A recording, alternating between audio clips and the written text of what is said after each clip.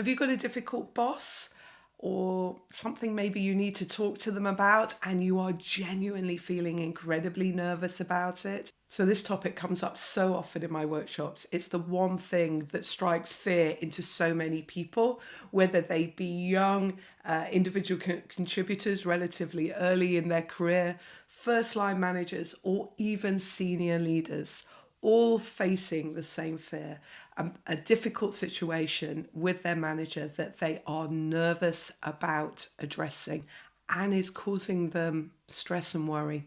It's all too easy to remain reactive in this situation, thinking that we just can't do anything about it. And we worry about what our manager may do as a consequence if we rock the boat a little or give them some more direct feedback. So in this video, I'm going to share with you just 5 steps that will help you improve the relationship between you and your manager and provide an environment where you feel confident to share any feedback you may have with them. My name is Helen Bryant. I'm a coach and a trainer. I focus on management, leadership, and collaboration and help you learn the skills to thrive in your career in the crazy world in which we work right now. We've all had that bad boss. I know I have. I've mainly had really good ones.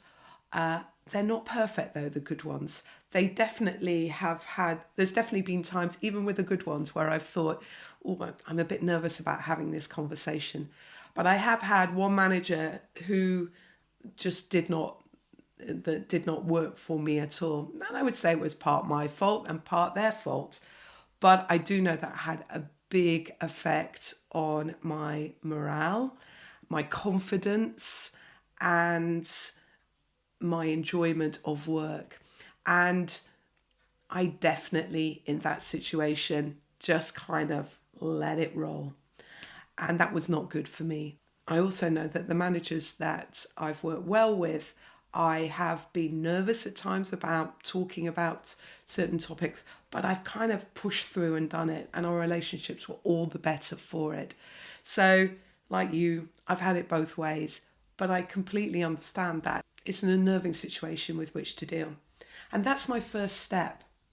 Step 1 is recognize that. The reason that we feel nervous about dealing with, about maybe giving our managers some feedback, is they have power. They have power over us. They can have a big influence on the success of our career at this stage.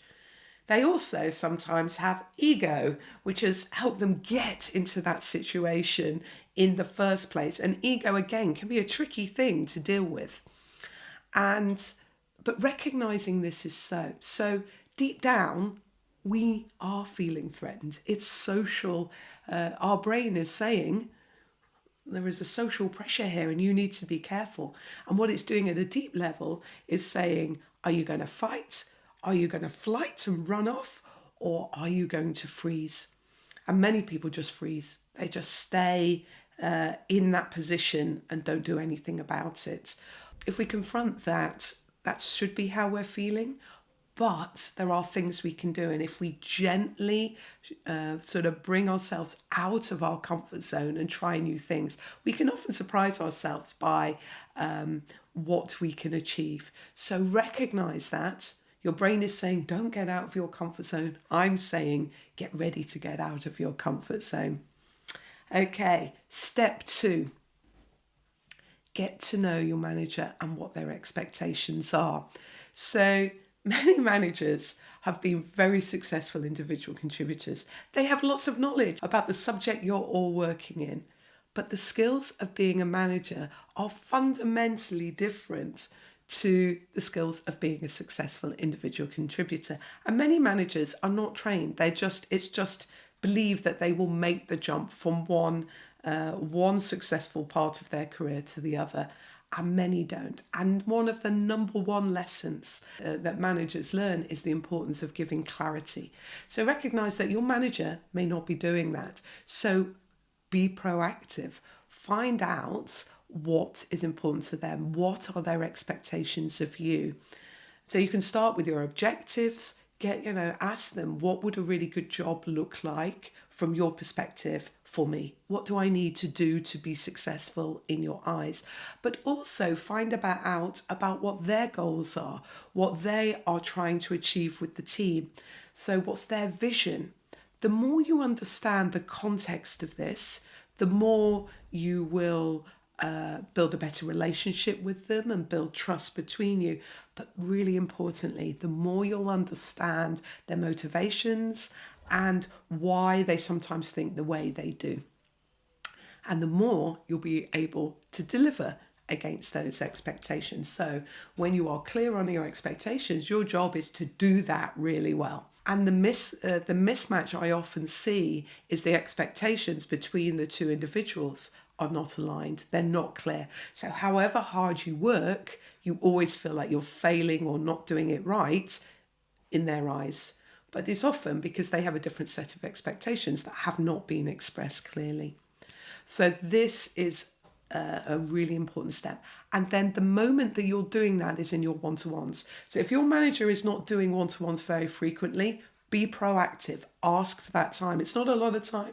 Ask for a regular hour, 2 or 3 times a month to just catch up and have that conversation. So I've linked a video I've already done on what makes up an effective one-to-one, and that might really help you shape that moment. But be proactive and get that time and understand what their expectations of you are. The third step is to face into the more tricky conversations, have the confidence to do that, but don't do it straight out.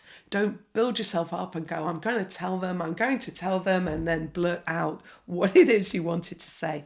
Instead, use questions to frame the conversation. Questions are often underused in our communication style, but they're a great way to frame conversations and understand more about what the other person is thinking. So, for example, you may feel like you've been overloaded with work and you want to say, for some time now you've been working very late and, there's just too much to do. So instead of starting at that point, ask the question, can we spend some time getting clear on my priorities? At the moment, I've been working long hours and I would really like to make sure that we have a mutual view of our priorities. Maybe you think your manager is not helping you to develop fast enough in your role or not helping you get promoted fast enough. So instead of giving the feedback like that, instead ask the question, can you help me understand what I need to do to be promoted in this role? I am keen to move on. Using the question to understand their view first allows you afterwards, if you feel that there is some feedback, that you can raise that against what they've said. But using the questions to understand the situation first can really help you face into the more tricky conversations that may exist between you and your manager. Step 4. Be a problem solver. Now, managers love proactive problem solvers. When I worked in a corporate environment, I just had people in my team who I knew would always come having thought about a problem and then maybe an idea or two about how to fix it. But I also had lots and lots and lots of people who would just tell me the problem. And often I already knew what the problem was. It's just that we're trying to do lots of things and I don't have time to solve that right now. So recognize the capacity constraints. So always face into problems with thinking of ideas that might solve it. So for example, you might be thinking that lots of your meetings are inefficient. Then suggest ways in which you can improve the teamwork. Mobilize the team around you. Not everything needs to go through your manager to change things and do things. Just by talking to your colleagues, you may find better ways of solving, better ways of working together, or better ways of solving a problem that you're facing. So be a problem solver. Really be aware if you're just sharing the problem, because that often just feels like a whinge. Take it on. be the problem solver, share your ideas, and ask for that opportunity with your manager. Now, I find if you follow those 4 steps over time, so there's often not quick wins, although quick clear the air conversations can often make an enormous difference to a relationship between you and your manager. But normally over time, say over 12 weeks, you can get a dramatic change and improvement in your working relationship with your manager. So these steps are just enough. However, there's one more step, because sometimes it's not enough. You just have an ineffective manager and leader, or at their worst, just a really shitty manager. And sometimes relationships break down, and suddenly before you know it, HR are involved, and it escalates. And that can be very uncomfortable and very threatening. So my guidance is to do 2 things. The first is to document the conversations you have with your managers, so your memory won't help you. So the more, when you start to feel like something's going wrong, just document them. And if you're good on documenting your one-to-ones, this is done anyway, but just be proactive in doing that and build up and make sure you capture each and every conversation of what was said. The second thing to do is to think of your network and your network within the organisation in which you work. So who else could you talk to that could perhaps help you gain perspective on the problems that you face, or could help you work your way through? And the person you go to, you could say, look, this is happening, this is my perspective. Could something else be going on? Am I missing something? What guidance and tips do you have for me to help me deal with this situation? Because they know the individuals involved. Me, I don't know the individuals involved. I can just give you tips, but those are the people to go and talk to. Hopefully it won't come to this, and steps 1, 2, and 3, and 4 will be enough. If you have any questions about anything I've talked to, pop them in the comments. I will happily follow up, or connect with me on social. My links are here, and I'll be happy to chat. If you found the video useful, please like, subscribe, and ring the bell you'll get notified of each and every video I release, and it really helps me build up the community around this channel. Share it with your friends and colleagues. I'd really appreciate your help on that. Until next time, take care.